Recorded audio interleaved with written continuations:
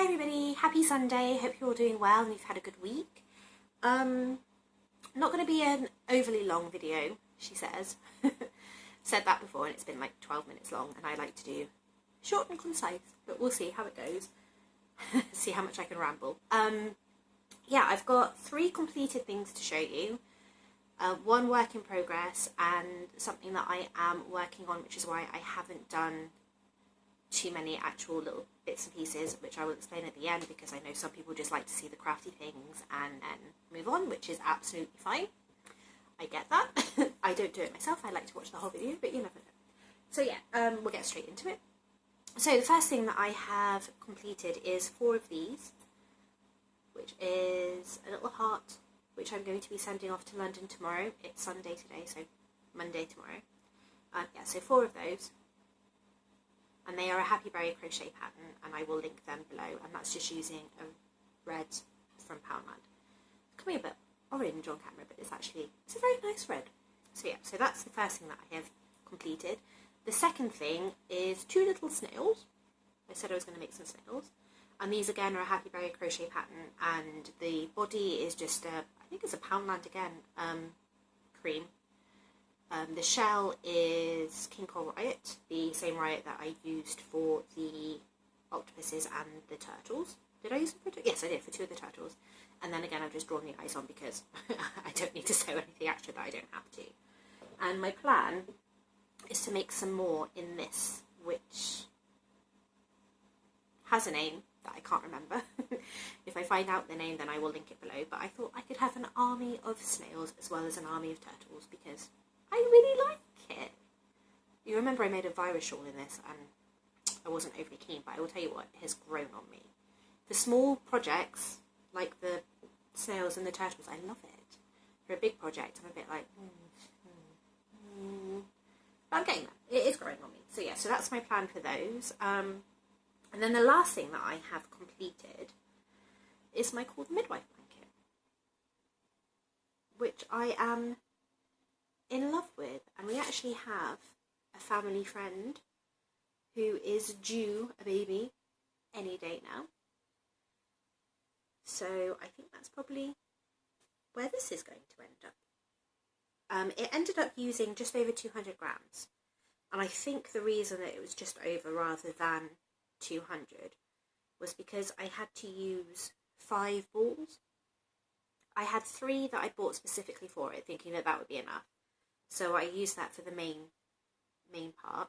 I'll talk about the main part in a minute. Yeah, so I used that for the main part, and then when it came to the border, I had like 2 3/4 used balls, I guess. Yeah, so they must have been, because they're all 50-gram balls, all from Poundland, but like slightly different. So the 3 that I bought for the main part were all identical, like the colour was identical, the thickness was identical. So that was great. But when it came to doing the border, I realised that the one I'd used for the main part was ever so slightly thicker. So I was like, whoa, how have I managed to get balls that are different? Anyway, I found 2 slightly used balls in my stash and went, well, I'm sure that if I've got them both together, then they'll be fine. And the 2 half-used balls that I had happened to be the same dye lot and everything like that, so that was great. I don't know if you can see, but there is a slight difference. I think it honestly depends on how you hold it, and it might just be that I've been looking at it too hard, but I think this is slightly, ever so slightly brighter than this, and I know it's thinner. But because I've used the 2 for the border and then the 3 for the main, it almost looks like I did it on purpose, so I think it's okay. It wasn't on purpose, but it's fine. And I really like it. I love how it came out. But I don't know if you're going to be able to see this. It's one of those things, once you see it, you can't unsee it. So I do apologise for anybody that is planning on making one of these blankets. But do these not look like teeny tiny little angry faces? Can you see? It looks like, I'm sorry, 2 little eyes and then a really, really angry mouth and some sort of like, I don't know, decal on their forehead. But it looks like a little tiny angry face. So this is now nicknamed my angry face blanket, which my daughter has picked up on and also calls it. So yes, that's my angry face blanket. The last thing that I am 3/4 of the way through is an octopus, which is also for the lady that is probably going to get that blanket. It's made out of the patons/patterns, because I still don't know how to say it. I will Google it at some point. Yeah, it's made out of 3 of the patons cotton, and the green is something else. I've got it all here. It is DMC Petra. But those are the colours that I am using. The only one that has any sort of detail on it is the Petra. The other 3 were from the bundle that I got from Purple Lindas. So this is the green one. So nice to work with. This doesn't actually say what it was. I thought it said that it was a DK, but it doesn't have anything on it. And when you look at the guidelines, it does say some very, very small hook sizes. So I'm going to guess it's a 4-ply as well, because when I made it up there wasn't much difference. So I'm assuming it's a 4-ply, which is great because all the others are 4-ply, so it works out perfectly for me. So yeah, so that little guy will be going to my mum. I've changed the pattern ever so slightly because it is based off of the Octopus from a Preemie pattern, but I didn't want to rip off a free pattern for somebody else rather than for the charity, if that makes sense. So I have changed it. There's just a couple of extra rows in the body, and then the tentacles I've done different lengths. I don't know if you can see that. So they're all a certain length, if that makes sense. But these ones, that you can see, are longer than the other 2. So yeah, it's only got to have 4 more tentacles added to it, and then that one is done. So, yay! My mum wants 2 of those, so I guess she's got somebody else that she's planning on giving one to, which is nice. So yeah, the last thing that I've got to show you is just a very small yarn haul. I took the kids out yesterday, and I know I was on a yarn ban, but I want to do another Call the Midwife blanket in boy colours, or well, it's not necessarily boy colours. My daughter's favourite colour is blue, so it's not necessarily a boy colour, but in blue. I wanted to do one in blue, and I also wanted to do another one of my granny square blankets, and I didn't have enough of any blue to do a border with. So I bought 2 of these. That is not showing up as true to colour. It's more like a aqua, like a dark turquoise actually. Anyway, that's that one. So I've got 2 of those, which will probably be the border for a granny square blanket. And then I also got 2 of these. There's a bit more true to colour, still not quite right. It's more like a dark sky blue. And that is that one. So yeah, so just 2 of each. I was very reserved. And I actually bought them for a purpose, which makes a nice change. And then I went to see my mum today. My partner had to work yesterday. So basically by 3 o'clock this afternoon, I was tearing my hair out. Because he was quite understandably having a sleep because his phone had gone off at 3:20 this morning for work. So he wasn't overly happy and obviously understandably wanted to go and get some sleep. So I was like, yeah, sure, go. Have some rest, and I will look after the kids. And then at 3 o'clock, I was like, I can't do this anymore. My mum rang, heard how stressed I was. She said, well, just come down, come and see us. I said, all right then, I will.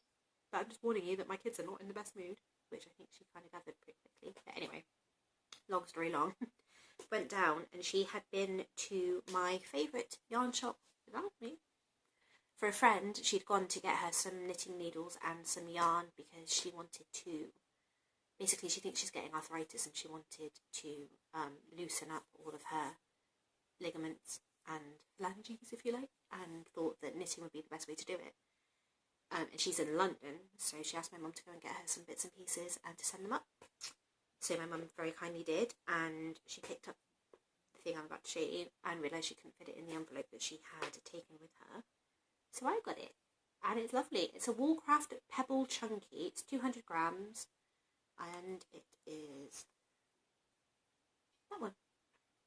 So yeah, I really like this. I think it's lovely and it's really nice and soft. So I'm looking forward to using that. For what? I have no idea, but I'm looking forward to using it. So yeah, so that's everything that I've got to show. And then the one thing that I have to talk about is based off of a Heart for Manchester and a Heart for London. I was looking on Facebook, having a little peruse, as you do, and I stumbled across the Facebook group A Heart for All. I've added a couple of you to it. If I have forgotten you, please let me know and I will add you to it. But basically the idea is it's a different lady, so this is the third lady that is getting involved in the whole A Heart for this, that and the other. And she thought that it'd be really nice to make the, I want to say appeal, nationwide.